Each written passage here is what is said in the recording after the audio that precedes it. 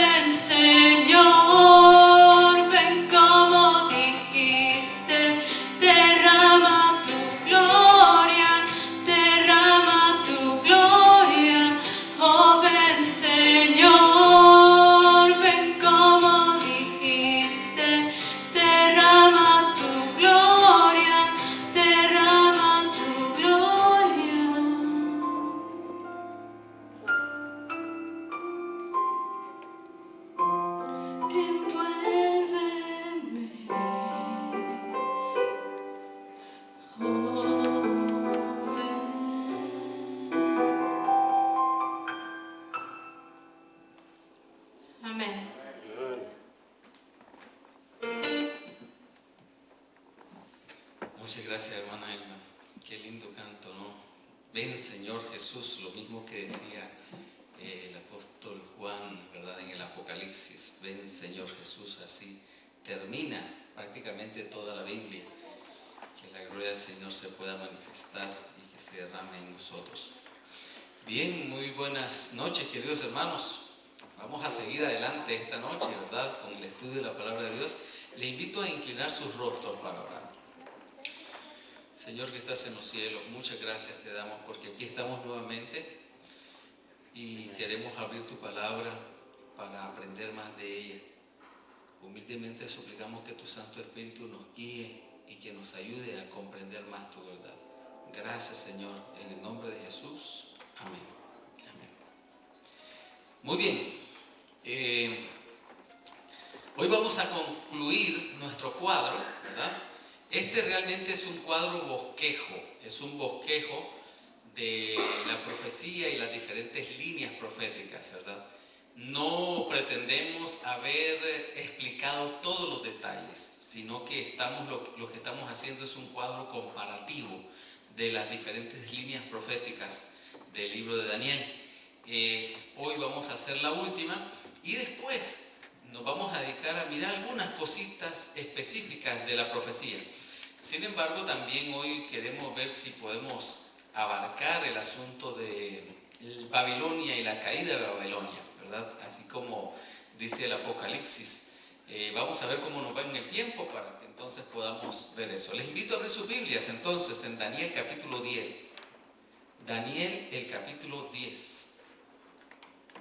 Y ahí nosotros iniciamos la última de las líneas proféticas. Ahora, hay algunas cosas que es necesario notar, queridos hermanos. Es necesario notar, y ya las comenzamos a notar desde Daniel capítulo 7 y 8. Desde Daniel capítulo 7 y 8, aquí nosotros tenemos algunas cosas. Por ejemplo, si usted lee Daniel capítulo 7, usted mirará, vamos al 7, por favor, vamos al 7, para que usted pueda notar este detalle que le quiero comentar. En Daniel capítulo 7, desde el versículo 1, desde el versículo 2, hasta el versículo 14, está la visión que Daniel tiene. Si usted mira, si usted nota, dice, Daniel dijo, miraba yo en visión de noche, en Daniel capítulo 7, versículo 2. Y al final termina y dice, las últimas palabras del versículo 14 dice, y su reino uno que no será destruido. Entonces, allí está toda la visión, desde Daniel 2 hasta el versículo 14, que llega hasta el tiempo del fin, ¿verdad? El reino que no será destruido. Pero entonces después Daniel se le turbó el espíritu en medio de mi cuerpo y las visiones de mi cabeza me asombraron. Y entonces Daniel pregunta, me acerqué a uno de los que asistían y pregunté la verdad acerca de todo esto y me habló y las visiones de mi cabeza me asombraron. Bueno, dice, y me hizo conocer la interpretación de las cosas. En otras palabras, en la visión de Daniel está visión y también hay interpretación de la visión. A partir del versículo, ¿verdad?, 17 está la interpretación de la visión. ¿Ok? Visión, interpretación. En Daniel capítulo 8 es lo mismo. Visión, interpretación. En Daniel 11 también, visión, interpretación. Entonces usted va a tener en Daniel siempre este mismo patrón. Es un patrón que no cambia. Es un patrón enfático y estático y consecuente en cada visión de Daniel. Primero viene la visión y después viene, ¿qué cosa? La interpretación. Ya sea un ángel, un ser celestial, alguien le interpreta a Daniel. ¿Ok? En la visión se dan detalles. En la interpretación a veces se añaden más detalles. Además de lo que se dijo, se añade. Uno de los detalles que se añaden en la parte de la interpretación son los números de tiempo, los tiempos. En la parte de la visión nunca se menciona un tiempo. Es en la parte de interpretación donde se mencionan los tiempos. Note. Mire Daniel capítulo 7. Desde el versículo 2, si usted se detiene a leer desde el versículo 2 hasta el versículo 14, habla de muchas cosas, pero es en la parte de interpretación donde ya comienzan a interpretar, en el versículo 16, donde le dan la interpretación de las cosas. En el versículo 25, dice, hablará palabras contra el Altísimo, a los santos del Altísimo quebrantará, pensará en cambiar los tiempos de la ley, y serán entregados en su mano hasta tiempos y la mitad de un tiempo. Así que ahí hay un periodo profético, tiempo y la mitad de un tiempo. Eso no estaba en la parte de la visión, sino que solo en la parte de la interpretación. Entonces, siempre que se hable de tiempo, estamos hablando de la parte de la interpretación de la visión. Ahora, miren Daniel capítulo 8. Daniel capítulo 8, pues está, la visión comienza en versículo 2. Vi en visión, y cuando la vi yo estaba en Susa, y comienza toda la visión de lo que estuvimos leyendo ayer, ¿verdad? El carnero y el macho cabrío. La visión, ¿verdad? Dice, termina, ¿verdad? Se engrandeció contra el príncipe de los ejércitos, se habla de todo eso, ¿verdad? Y entonces dice, oía uno de los santos que hablaba y otro de los santos preguntó al que hablaba. Allí ya se terminó la visión, pero hay dos santos hablando y uno pregunta, ¿hasta cuándo serán estas cosas? Y en esa parte de la interpretación que los santos están teniendo, ya después de que pasó toda la visión, le dicen hasta 2300 tardes y mañanas. ¿Ok? Entonces está en la parte de la interpretación. Ahora bien, en Daniel capítulo 10 al 12 pasa lo mismo. No vamos a tener el tiempo de leer todititos los capítulos, pero si usted después en su casa, ¿verdad? Usted los lee el capítulo, usted se dará cuenta que no hay tiempos específicos así en Daniel capítulo 11 en el momento de la visión. Es en la interpretación. Ahora, ¿cómo nos damos cuenta que Daniel lo están interpretando? ¿Dónde comienza la visión y dónde comienza la interpretación? Bueno, miremos Daniel capítulo 10. Lo primero que mira Daniel, ¿verdad? Versículo 5. Alcé mis ojos y miré y aquí un varón vestido de lino y ceñidos sus lomos de oro de Ufaz. Ahí comienza su visión. Versículo 7. Vi solo yo, Daniel, aquella visión y no la vieron los hombres que estaban conmigo, sino que se apoderó de ellos un temor, dice, y huyeron y se escondieron. ¿Dónde estaba Daniel en ese momento? ¿Dónde estaba Daniel? Bueno, la Biblia nos dice que Daniel estaba, en el versículo 4, en el día 24 del mes primero, estaba yo a la orilla del río Hiddekel. A la orilla del río Hiddekel. Y entonces alzó sus ojos y miró a un varón vestido de lino, ¿verdad? Ese varón vestido de lino. Entonces está a la orilla del río Hiddekel. Le da toda la visión, comienza toditita la visión, en el capítulo 11 sigue la visión, y en el capítulo 12 hasta el versículo 3 termina la visión. Dice el 12 en 3, los entendidos resplandecerán como el resplandor del firmamento y los que enseñan la justicia a la multitud como las estrellas de perpetua eternidad. Ahí termina toda la visión. Pero entonces se le dice en el versículo 4, pero tú Daniel, cierra las palabras y sella el libro hasta el tiempo del fin, muchos correrán de aquí para allá y la ciencia se aumentará. Ahora note qué pasa. En el versículo 5 de Daniel 12 dice, y yo Daniel miré y aquí que estaban otros dos en pie, el uno a un lado del río y el otro al otro lado del río. ¿De qué río se está hablando? ¿De qué río? Y de Hiddekel, del que nosotros habíamos leído en Daniel 10:4, ¿verdad? Donde estaba Daniel junto al río Hiddekel. Y entonces estos dos señores, o estos dos varones, comienzan a platicar entre ellos. Y dijo uno, el varón de lino que estaba sobre las aguas del río, ese varón que Daniel había visto, ¿cuánto será el fin de estas maravillas?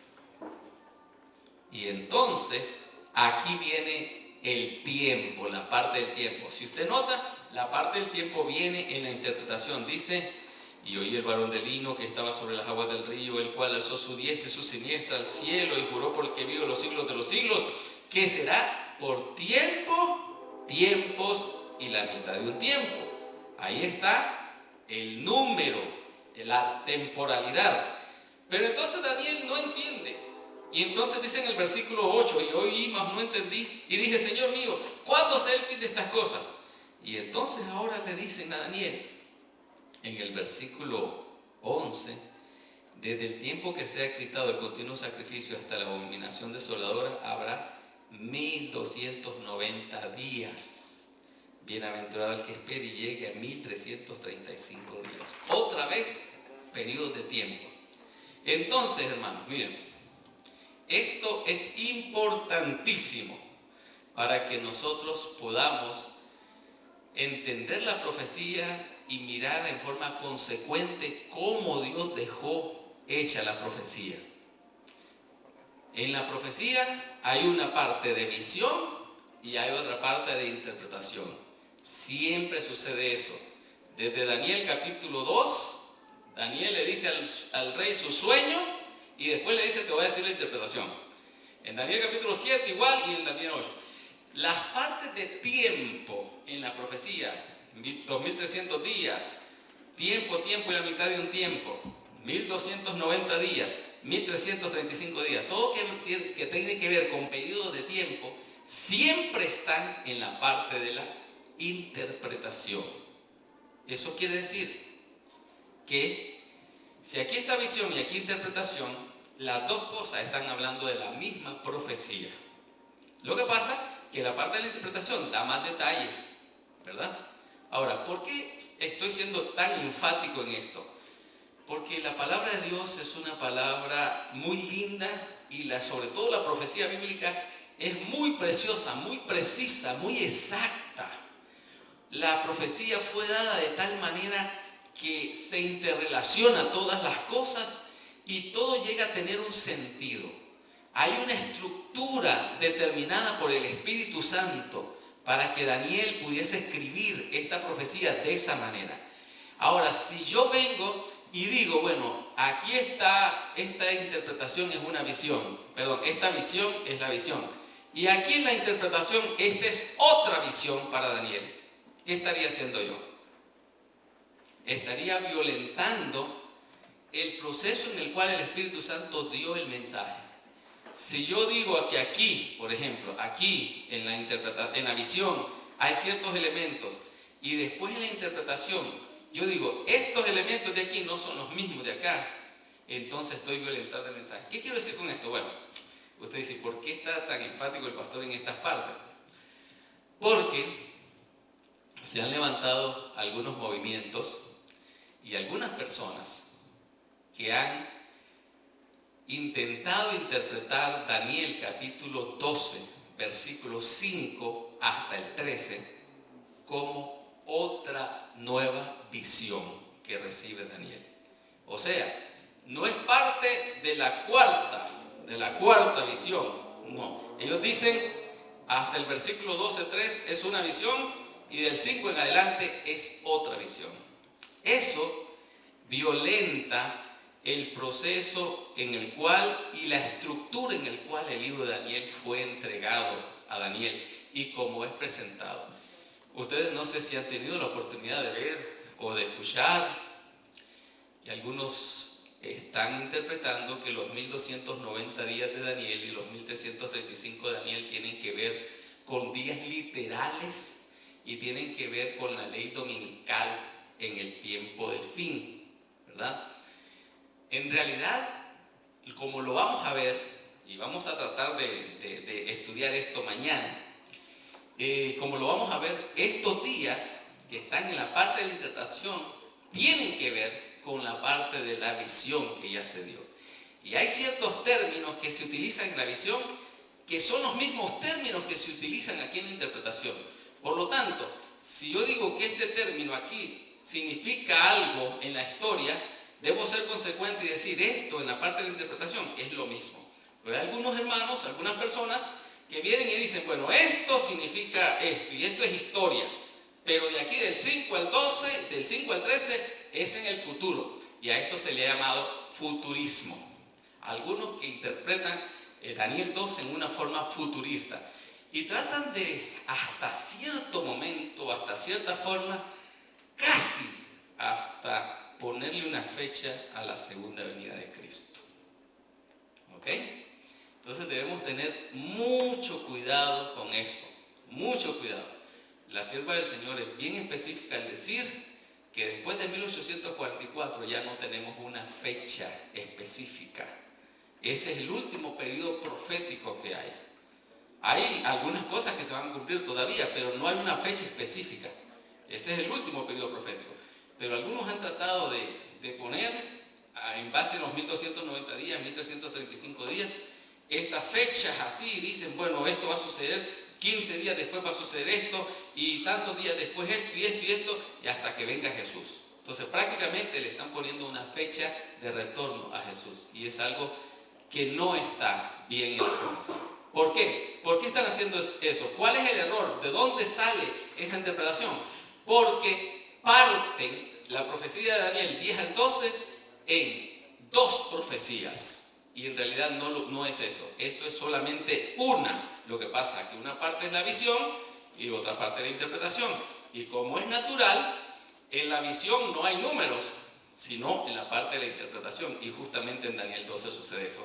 Bueno, pero usted dirá, mejor veámoslo para que podamos comprobar eso. Ok, bien, vamos a comenzar en Daniel capítulo 10. Daniel capítulo 10 en realidad solo es una introducción. Daniel capítulo 10, ahí se dice dónde estaba Daniel, y entonces se está hablando con el varón, y Gabriel viene y habla con Daniel, ¿verdad? Pero entonces se le dice a Daniel, versículo 11, Daniel, varón muy amado, está atento a las palabras que te hablaré y ponte en pie, porque a ti he sido enviado ahora. Mientras hablaba esto conmigo me puso en pie, y entonces comienza a hablar. Ahora bien, en Daniel 12, 10 al 12 tampoco, oiga bien, tampoco se menciona a Babilonia. ¿Por qué? Porque si usted nota en el versículo 13 dice, mas el príncipe del reino de Persia se me opuso durante 21 días. Y aquí Miguel, uno de los principales príncipes, vino para ayudarme y quedé allí con los príncipes de Persia. O sea, está hablando de tiempo real, está hablando de tiempo real. Y ya habla de quién, de los medo-persas, ¿no es cierto? Aquí entonces ya no se habla de Babilonia, ya no está Babilonia, sino que se habla de Medo-Persia, ¿verdad? Y después la introducción sigue, ¿verdad? Usted puede leer hasta el final. Dice el versículo 20, Daniel 10, 20, y él me dijo, ¿sabes por qué he venido a ti? Pues ahora tengo que volver para pelear con el príncipe de Persia, y al terminar con él, el príncipe de Grecia vendrá. Entonces, ¿quiénes son los que están gobernando en el momento de la visión? Persia, correcto. Entonces está aquí, Medo-Persia. Vamos a comenzar con Medo-Persia aquí. Y entonces dice que después vendría Grecia. Si usted nota en forma interesante, ya aquí ya no son símbolos, ya no son plata, ya no es un oso, ya no es carnero, ahora se dice por nombre. Se dice por nombre quiénes son específicamente por nombre. Así que la profecía como que se va haciendo más amplia y dándole más detalles. Bien, ahora la visión sigue, ¿verdad? O este personaje sigue hablando con Daniel y le dice lo que va a venir en el futuro. Dice, y yo mismo, capítulo 11, versículo 1, y yo mismo en el año primero de Darío el Medo estuve para animarlo y fortalecerlo. Ahora, yo te mostraré la verdad, le dice. He aquí que aún habrá 3 reyes de Persia. Entonces noten, aquí todavía hay 3 reyes. Vendrán 3 reyes. Pero después dice, y el cuarto se hará grandes riquezas, más que todos ellos, y al hacerse fuerte con riquezas levantará a todos contra el reino de Grecia. Bien, ahora bien, si nosotros seguimos leyendo, dice, se levantará luego un rey valiente, el cual dominará con gran poder y hará su voluntad. Pero cuando se haya levantado, su reino será quebrado y repartido a los 4 vientos del cielo. ¿Quién es ese que se levantó, fue quebrantado y se dio su reino a 4. ¿Se acuerdan? ¿Quién? Alejandro el Grande. Aquí estamos, ¿verdad? Por eso es que el cuerno grande se repartió en 4 cuernos. Entonces aquí se le llama Alejandro, ¿cómo se le llama? Un rey ¿qué? Valiente. El rey valiente del capítulo 11 es Alejandro. Aquí está el rey valiente, y entonces está repartido su reino a los 4 vientos del cielo. Si usted nota, ¿verdad? La profecía sigue presentándose en el detalle. Ahora, hay muchos detalles que podrían estar metidos aquí y que la profecía va dando y en la historia, pero entonces de esos 4 reinos, de esos 4 generales que eran Seleuco, Ptolomeo, Casandro y Lisímaco, ¿verdad? Los 4 se repartieron el reino de Alejandro, pero fueron 2 los más poderosos, los que tomaron más territorio y de los que al fin se habla más en la historia y que se refiere más la profecía. Y se refiere a Seleuco, que reinó en todo lo que es el lado de Israel y Siria, Damasco y en el norte de todo Israel, y Ptolomeo, que reinó en el sur y tomó Egipto y parte de África, todo eso. Entonces, en la historia y aquí en la profecía, ya se deja de hablar de Lisímaco, ¿verdad? Y de Casandro, y solamente se toma a Seleuco y Ptolomeo, y a Seleuco o a los Seleucidas, a esa parte del reino, se le llega a llamar en Daniel capítulo 11, en la primera parte de Daniel capítulo 11, se le llega a llamar el reino del norte o el rey del norte. Entonces el rey del norte comienza aquí en Grecia. Hay un rey del norte y también hay un rey del sur. Ese rey del norte, ¿verdad? Es Seleuco o los Seleucidas, y el rey del sur son los Ptolomeos, el reino de los Ptolomeos. Como les digo, no nos va a dar tiempo para mirar todas las cosas en cuanto a todos los detalles históricos, pero si usted nota, desde Daniel capítulo 5 en adelante, hay una guerra entre el rey del norte y el rey del sur. Guerra entre el rey del norte y el rey del sur. Leamos algunos versículos. Dice, y se hará fuerte el rey del sur, versículo 5.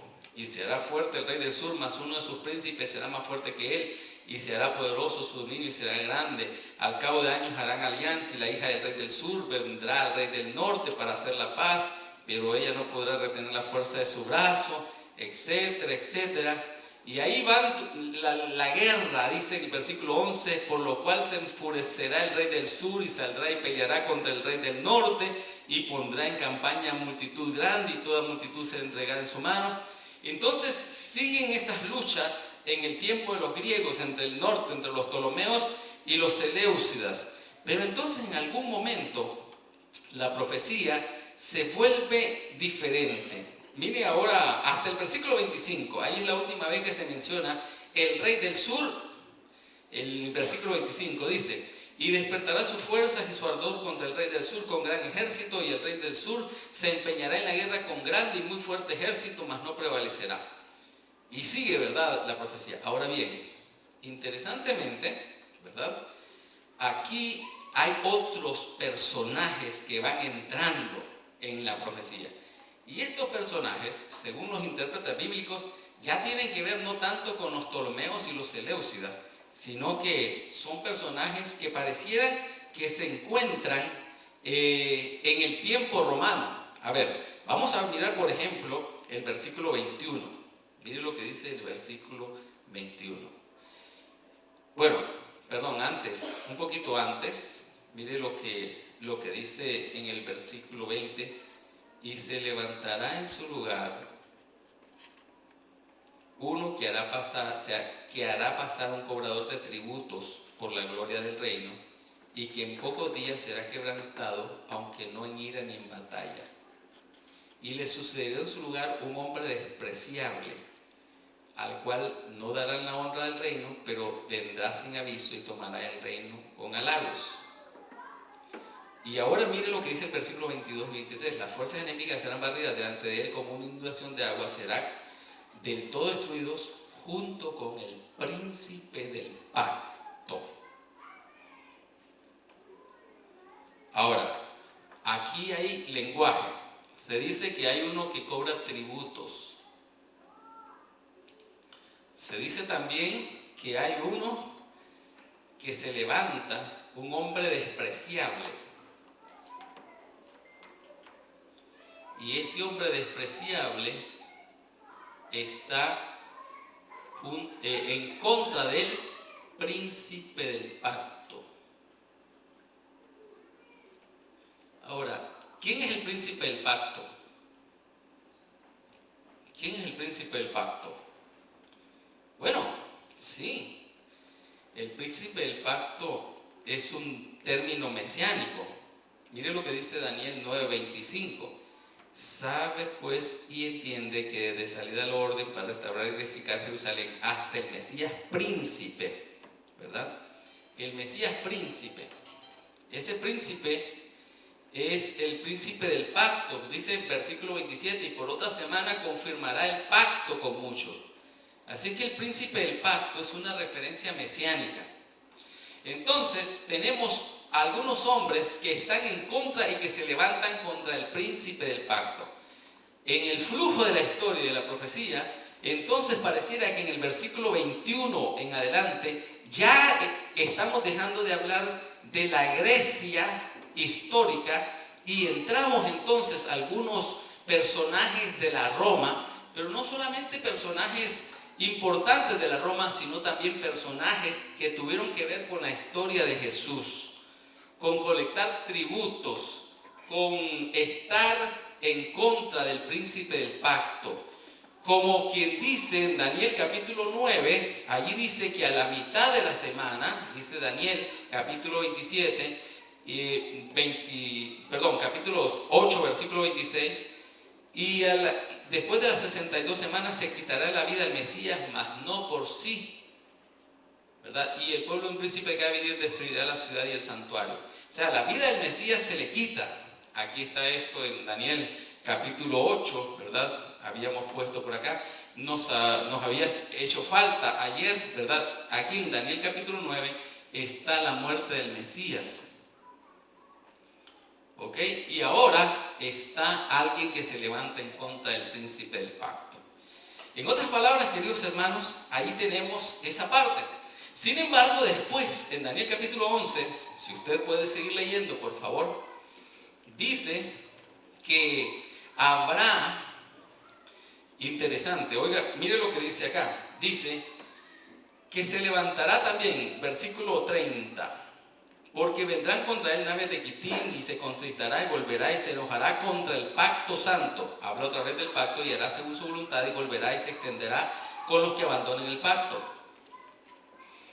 Y se levantarán de su parte tropas que profanarán el santuario y la fortaleza y quitarán el continuo sacrificio y pondrán la abominación desoladora. Ese continuo sacrificio y abominación desoladora es algo que ya se mencionó antes. Si usted nota, Daniel capítulo 8, versículo 11, aún se engrandeció contra el príncipe de los ejércitos y por él fue quitado el continuo sacrificio y en lugar de su santuario fue echado por tierra, ¿verdad? Y el versículo 13 dice, ¿hasta cuándo durará la visión del continuo sacrificio y la prevaricación asoladora? O sea, el mismo lenguaje. ¿Quién es el que hace eso en Daniel capítulo 8? Es el cuerno pequeño. Aquí en Daniel capítulo 11 es un rey. Es un rey que está haciendo estas cosas. Un ser que pues está haciendo esto, ¿no? Versículo 36 dice, el rey hará su voluntad y se ensoberbecerá, Daniel 11:36, y se engrandecerá sobre todo Dios, contra el Dios de los dioses hablará maravillas, prosperará hasta que sea consumada la ira, porque lo determinado se cumplirá, ¿verdad? Entonces aquí, en esta parte que es la apostasía, entra un rey. Este rey hace muchas cosas quita el continuo sacrificio, quita el continuo. No solamente eso, sino que dice también, lo acabamos de leer, ¿verdad? Hace su voluntad, se levanta contra los dioses, habla palabras, dice, hablará maravillas, habla maravillas. Y es contra Dios realmente. Estas maravillas se hablan contra Dios, igual que el cuerno pequeño. Este cuerno que tenía ojos y boca de hombre que hablaba maravillas. Es lo mismo, ¿verdad? Ese rey. Ahora, interesante también dice, ¿verdad? Que Abraham, dice versículo 34, mire lo que dice el versículo 34, hablando de la obra de este rey. Y en su caída serán ayudados de pequeño socorro y también se juntarán a ellos con lisonjas. También algunos de los sabios caerán para ser depurados, limpiados y emblanquecidos hasta el tiempo determinado, porque aún esto hay plazo. Aquí hay una depuración de los santos, depuración de los santos. Y se dice que van a ser depurados, limpiados y emblanquecidos.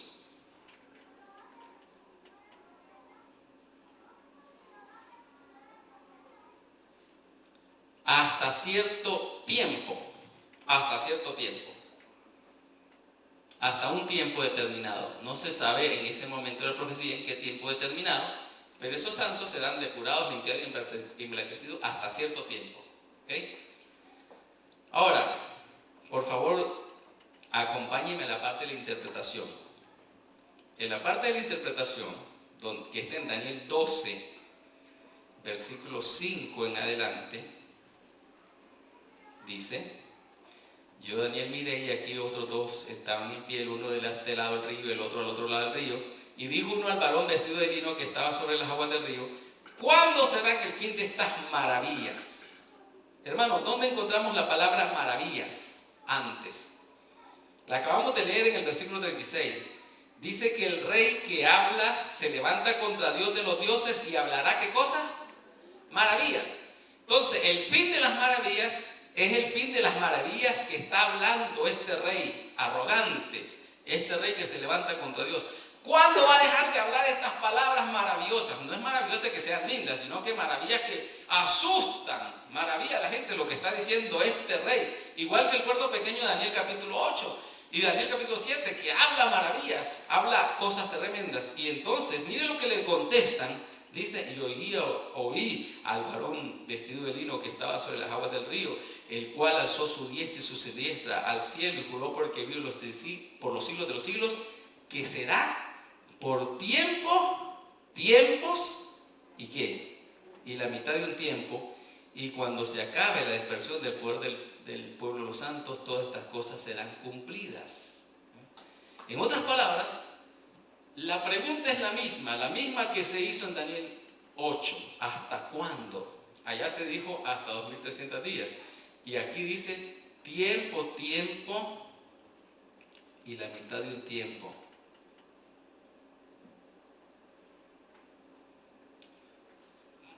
Tiempos y la mitad de un tiempo. Ok, ahora bien, esto mismo se dijo en Daniel capítulo 7, versículo 25. Note, ¿verdad? Dice Daniel 7:25: hablará palabras contra el Altísimo, a los santos del Altísimo quebrantará, pensará en cambiar los tiempos y la ley y será entregado en su mano hasta tiempos y la mitad de un tiempo. O sea, se está hablando del mismo. La apostasía no solamente hace cosas terribles en la doctrina de la iglesia, sino que también es un elemento perseguidor del pueblo de Dios por un tiempo específico. Lo dice Daniel capítulo 7 y lo repite Daniel capítulo 12 en la parte de la interpretación. Si usted nota, en la parte de la visión miramos que ahí habla maravillas este rey. En la parte de la interpretación, ¿hasta cuándo serán las maravillas? Bueno, hasta tiempo y la mitad de un tiempo. Eso quiere decir, oiga, hermano, eso quiere decir que no podemos bajo ninguna circunstancia decir que este tiempo y la mitad de un tiempo es una nueva visión. No, es parte de la misma línea. se usan los mismos vocablos que están acá, por lo tanto debemos ser consecuentes.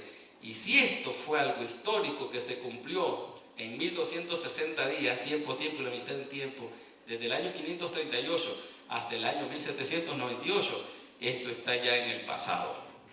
Daniel 12, 6, ¿verdad? Que leímos, está ya en el pasado. Perdón, Daniel 12, 7, está ya en el pasado. Bien, ahora vamos a ir ya concluyendo esta línea. Versículo 40 dice, pero al cabo del tiempo. ¿Cuándo es ese cabo del tiempo? Bueno, el tiempo del fin.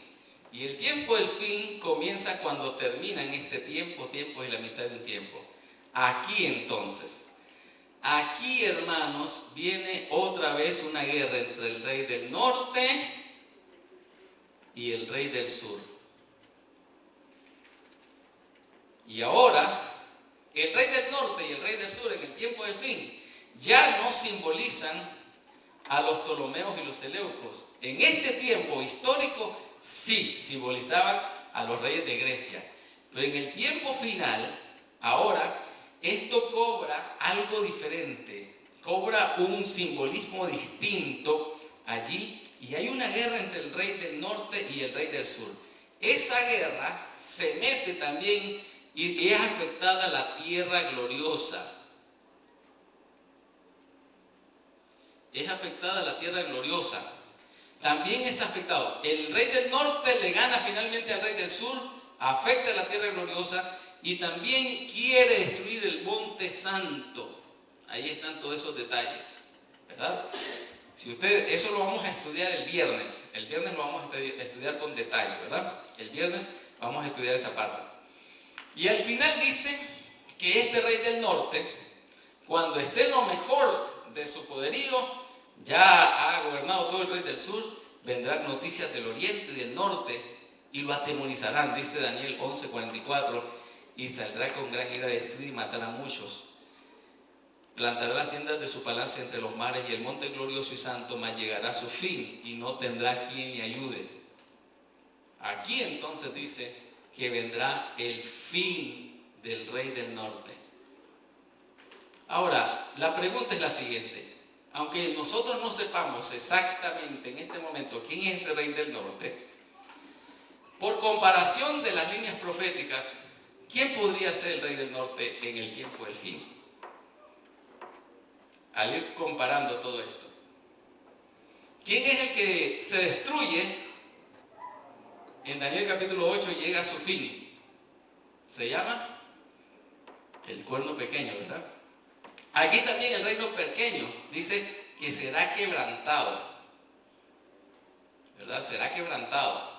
Y aquí dice que este rey llegará a su fin y no habrá quien le ayude. En otras palabras, por comparación de las líneas, podríamos desde ya concluir que el rey del norte, del final del tiempo, se está refiriendo a este mismo poder, el cuerno pequeño, o un poder que está en contra de Dios y que se levanta contra el pueblo de Dios. Y podríamos decir que el rey del norte que se levanta contra la tierra gloriosa y el monte santo y que quiere aniquilar la tierra gloriosa y el monte santo en el tiempo del fin, es una persecución que está en el futuro. Noten, la persecución que terminó en 1798 está en el pasado. Tiempos y la mitad del tiempo está en el pasado. Pero en Daniel 11, 40 y 45, específicamente los versículos 44 y 45, nos habla de una nueva persecución. Una persecución que está ya casi al final de la historia. Entonces, tenemos una persecución anterior y una persecución posterior.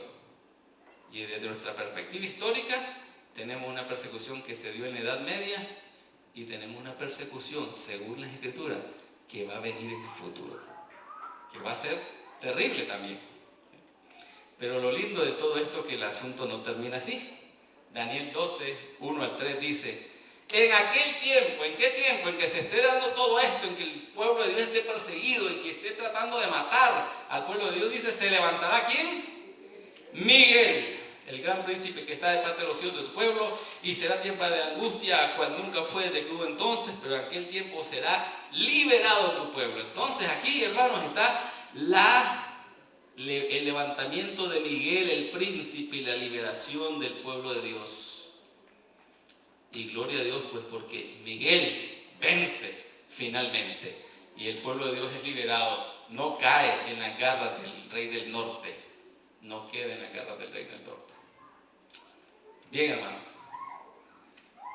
hemos hecho un bosquejo, no hemos explicado cada detalle, pero al menos un bosquejo comprensivo, general, para que usted pueda mirar cómo la profecía va exactamente comparándose detalle con detalle, detalle con detalle, y cómo en diferentes tipos de lenguajes, este es un tipo, este es otro tipo, otro y otro, diferentes tipos de lenguaje, Dios va contando la misma historia y va dando más detalles.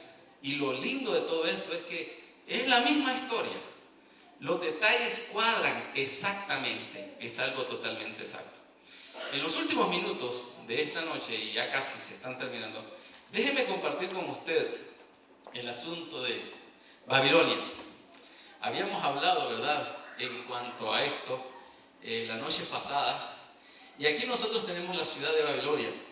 Bueno, ahí está el croquis de todo el asunto de la profecía, y en el croquis profético miramos, ¿verdad?, que estaban primero los 4 metales, las 4 bestias, después el cuerno pequeño, y después de que el cuerno pequeño esté por 1260 días, tiempo y la mitad del tiempo haciendo su obra, vendría el tiempo del fin, y ese tiempo del fin comienza en un momento hasta la segunda venida de Cristo, y por aquí tenemos otro periodo dentro del tiempo del fin.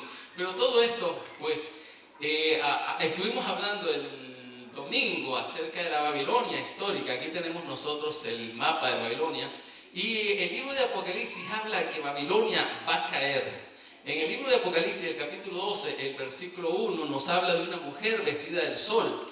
Y también el capítulo 17 nos habla de una mujer que está en contra o contraria a ella, que es Babilonia la Grande. Dando un poquito más de detalles acerca de esto, bueno, está Apocalipsis 12.1. Apocalipsis 17 nos habla de esa Babilonia. Nosotros ya hablamos del aspecto histórico el día del domingo, pero esta es la grande Babilonia, la madre de las rameras y las abominaciones de la tierra. Ahora bien, en el libro de Apocalipsis nos habla de esta Babilonia y nos dice que ella va a caer finalmente. Caerá. Ahora, cuando nosotros miramos que Babilonia va a caer, también nos damos cuenta que en Jeremías, en el tiempo pasado, está hablando de la caída de una Babilonia del tiempo pasado, de la Babilonia de Nabucodonosor. Dice: anunciad en las naciones y hacer saber, levantad también bandera, publicad y no encubráis. Es decir, tomada es Babilonia, Bel es confundido, deshecho es Merodac, destruidas son sus esculturas, quebrados son sus ídolos. Y esto nos puede llevar a hablar acerca del Armagedón. ¿Por qué? ¿Y en qué forma? Bueno, en Daniel capítulo 16, versículo 12, dice que cuando el sexto ángel derrame su copa, el gran río Éufrates, sobre el gran río Éufrates, el agua de este se secó, para que estuviese preparado para los reyes del oriente. Y ahí mismo en el capítulo 16 habla acerca del Armagedón. ¿De qué se está hablando aquí en Apocalipsis? Bueno, se está hablando de las plagas. Los ángeles están llevando sus plagas. Hay plagas de úlceras, sangre, calor, oscuridad. Y finalmente el sexto ángel derrama su copa sobre el Éufrates, y entonces también viene el Armagedón, ¿verdad? El Éufrates se seca. De la misma manera que sucedió en el pasado, la historia nos cuenta que, por ejemplo, Herodoto habla que los medos y los persas hicieron canales en Babilonia para poder desviar el río Éufrates y para poder tomar Babilonia. Ahora, ¿cómo lo hicieron? Bueno, Herodoto nos habla acerca de esto y dice, bueno, Isaías, 150 años antes de que estas cosas pasaran, Isaías ya lo había profetizado. Isaías había dicho 150 años: secaos y tus ríos haré secar. Que dice de Ciro: es mi pastor y cumplirá todo lo que yo quiero. Al decir a Jerusalén será edificada y el templo será fundado. En otras palabras, aquí se habla de las aguas de Babilonia y dice que Ciro, Dios las secaría a través de su pastor llamado Ciro. Ciro no había nacido. Cuando Isaías escribió esto, todavía faltaban 150 años para que Ciro naciese. Y sí, la profecía fue bien exacto, lo llamó por nombre. Mire lo que dice Isaías 45, 1 y 2. Así dice Jehová a su ungido, le Mesías, así se llama en hebreo el ungido, Mesíajo. Mesíajo es el mismo título de Jesús. A Ciro se le llamó un Mesías. A Ciro, dice, el cual yo tomé por su mano derecha. Y mire, para abrir delante de él puertas, y las puertas no se cerrarán. Yo iré delante de ti, enderezaré los lugares torcidos, quebrantaré puertas de bronce y cerrojos de hierro, que haré pedazos.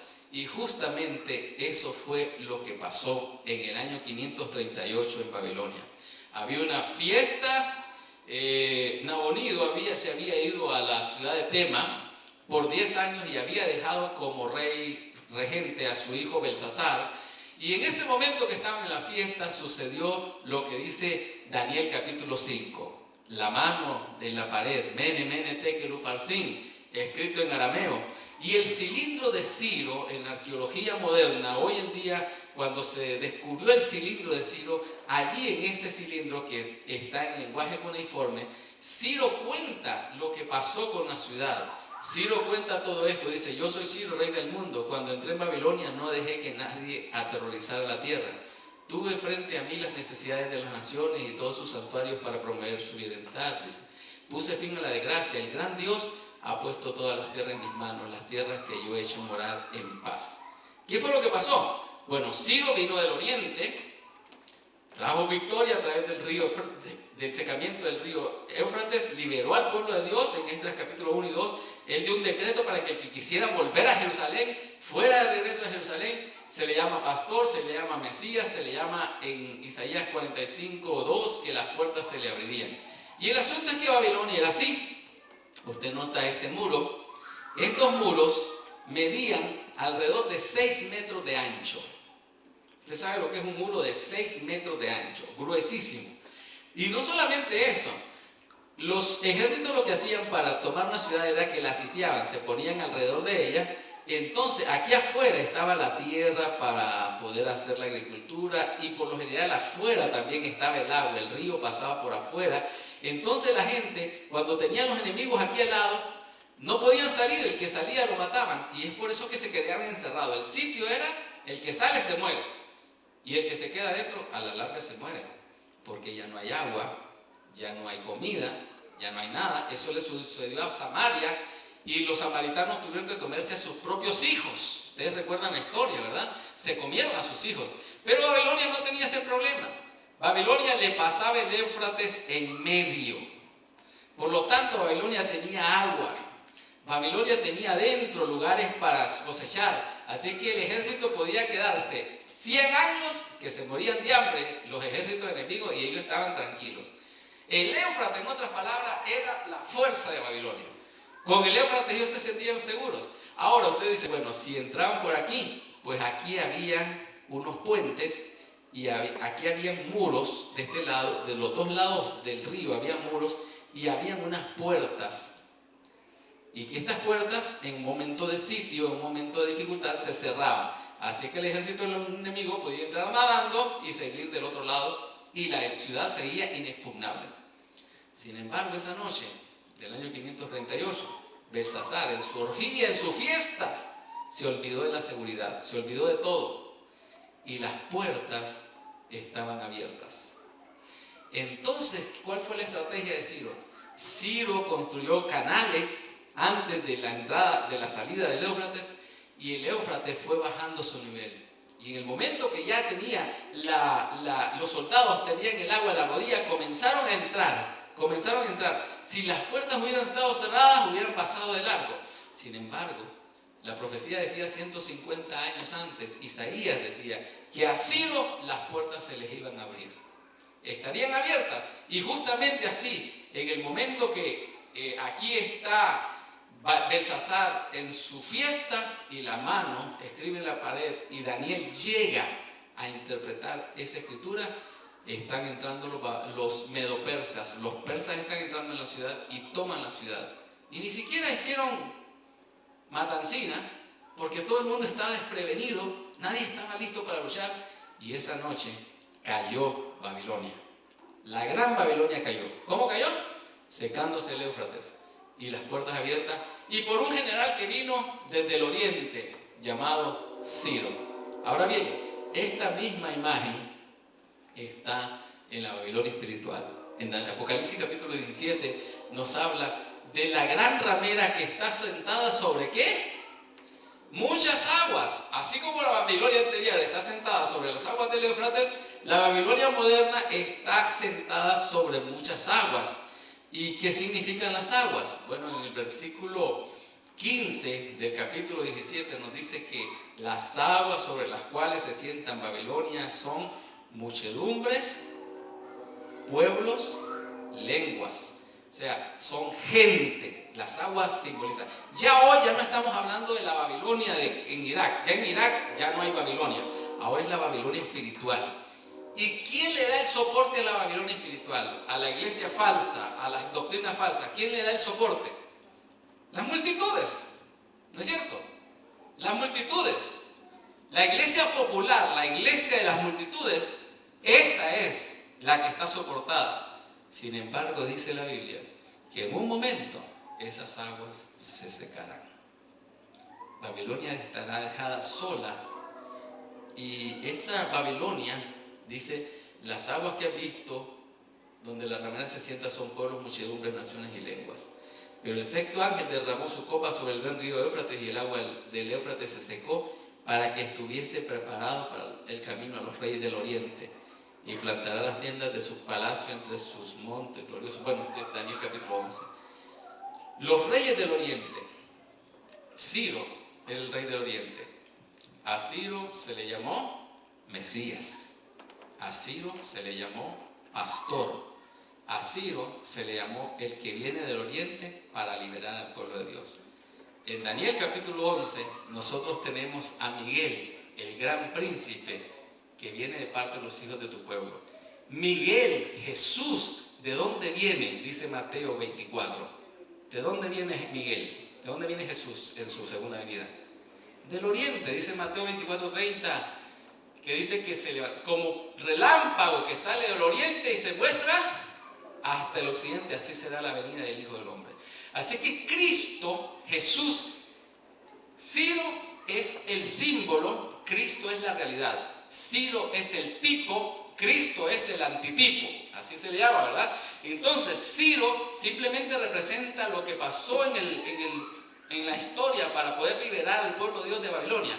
Hoy Jesús viene en las nubes y el río Éufrates se seca y cae Babilonia. Por eso es que cae Babilonia con la venida de Jesús, el levantamiento de Miguel. Entonces toda la profecía se va enlazando. Esto nos lleva a esa batalla de Armagedón. El sábado estábamos estudiando acerca de la batalla de Israel que tuvo Débora, ¿verdad? Y Sísara, contra Sísara. Y cómo en el valle de Jezreel, en el valle de Megiddo, en el Har Megidón, en otras palabras, en el Armagedón, en el pasado, Dios ganó la victoria. Y en el futuro también Dios va a ganar la victoria. Si usted lee todo, en Apocalipsis capítulo 16 solamente se anuncia la batalla. Los reunirá en el lugar que se llama Armagedón, dice Apocalipsis 16. Pero en el capítulo 19 y en el capítulo 20, ahí está la batalla en realidad. Usted puede leer ahí todos los detalles de la batalla, cómo Miguel, cómo Jesús, cómo el que viene con el jinete que viene de blanco y que trae el nombre, el verbo de Dios, y ensangrentada su ropa, y Rey de Reyes y Señor de Señores, le hace frente a la bestia y al falso profeta, y después toman al dragón y lo encarcelan. La Trinidad satánica finalmente es derrotada en esa batalla de Armagedón. Así que, queridos hermanos, hay muchas cosas preciosas que podemos seguir estudiando durante esta semana. Bueno, pero antes de eso, la pregunta es, ¿y qué papel jugamos nosotros en todo este asunto? Sí, porque la pregunta es, ¿será que nosotros como iglesia adventista del séptimo día estamos acá? ¿Tenemos algún pedacito que ver con esto? ¿O será que alguien pues tomó la Biblia y dijo, bueno, me voy a inventar una iglesia y entonces voy a reunir ahí unos versículos y reunió tantos versículos y armó unas doctrinas y salió una iglesia. ¿Será que nosotros hemos salido por la mente de una persona brillante que simplemente agarró textos bíblicos y los unió y entonces ahora ya se llama Iglesia Adventista del Séptimo Día? ¿O qué tal si cualquiera de nosotros diría, bueno, yo voy a hacer una nueva iglesia, hago una teología, hago una doctrina y después inscribo mi iglesia y ya tengo mi iglesia? Es muy fácil. Bueno, han salido cientos y cientos y cientos de iglesias así. ¿Será que nosotros somos parte de una de esas? ¿O qué somos nosotros? Por favor, no se pierda el tema mañana. Vamos a ver dónde estamos marcados nosotros aquí. ¿Será que habrá una partida de nacimiento para esta iglesia en todo este diagrama y organigrama profético? De seguro, pero mañana lo vamos a ver, ¿verdad? Por favor, no se pierda el tema de mañana. Entre tanto, recordemos que nuestro Dios nos tiene siempre en sus manos. Recordemos que nuestro Dios nos tiene siempre en sus manos, y aunque a veces nos sintamos que hay dificultades y hay pruebas, el Señor nunca nos va a dejar estar solos, y eso es importante. El Señor siempre estará pendiente de nosotros hasta que Cristo venga, hasta que le encontremos en gloria y hasta que Miguel se levante. Jesús estará siempre con nosotros.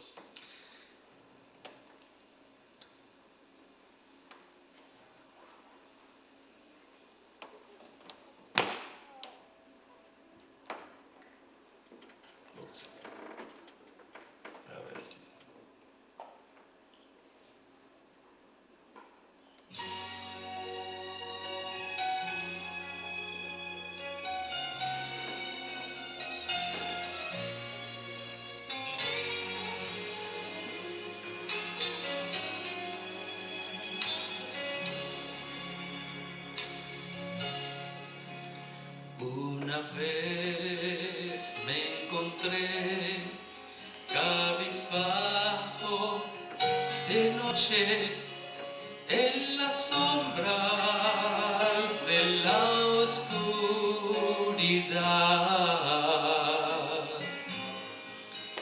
y en gran soledad supliqué al Señor: no escondas tu rostro de mí. Sostén mi mano, Señor, todo el tiempo hasta el fin. En mi vida contigo yo quiero siempre estar. Tómame, llévame, no nunca solo estaré. Al igual que un gran rey, yo podría vivir con tesoros, riquezas sin fin. Pero yo bien lo sé, nada es todo eso en la vida de la soledad. Sostén mi mano, Señor, todo el tiempo hasta el fin. En mi vida contigo yo quiero siempre estar.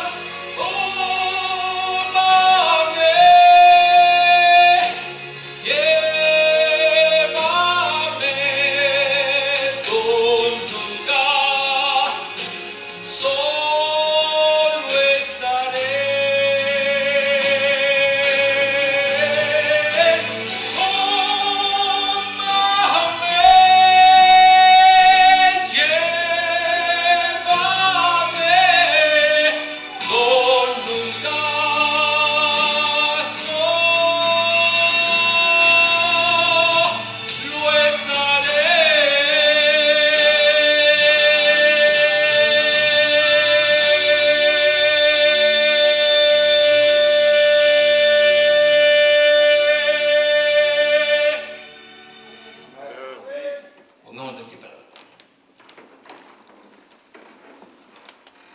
Señor que estás en los cielos, muchas gracias te damos porque en medio de todas estas cosas que tú nos has revelado en tu palabra, de estas profecías que nos muestran un camino y que le han mostrado el camino a tu pueblo a través de las edades, Señor, nosotros nos encontramos aquí. Todavía este camino no se ha terminado. Todavía falta parte de esto por cumplirse.